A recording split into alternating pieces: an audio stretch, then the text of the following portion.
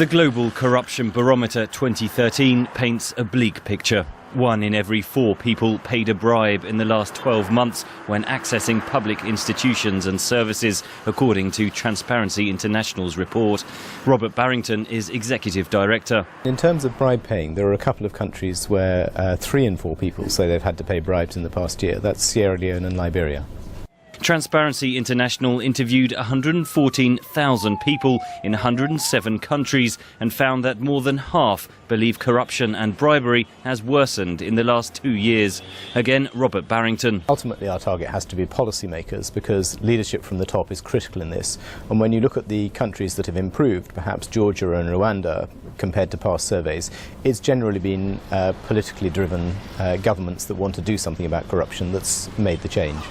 All too often, a leader's drive to tackle corruption fades, says Bertrand Despeville, who heads an anti-corruption consulting firm that has advised more than 50 governments. This is a strategy that's going to apply to the whole country and to everybody in it.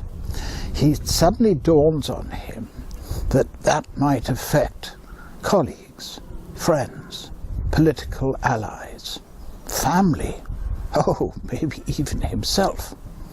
And time and again, I've seen the light of that political will die while you're talking to him.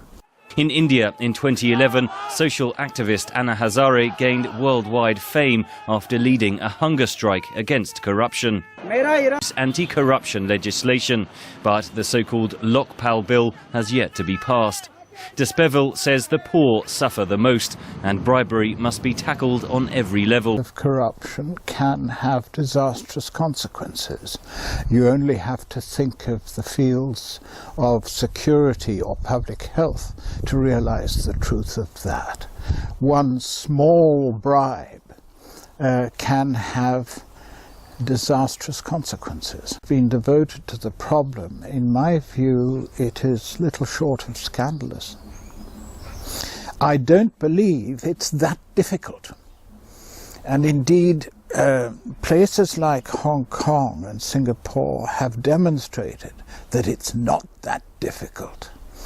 Transparency International says those surveyed appeared eager to take on corruption themselves, with more than half of respondents saying they would be willing to report an incident of bribery.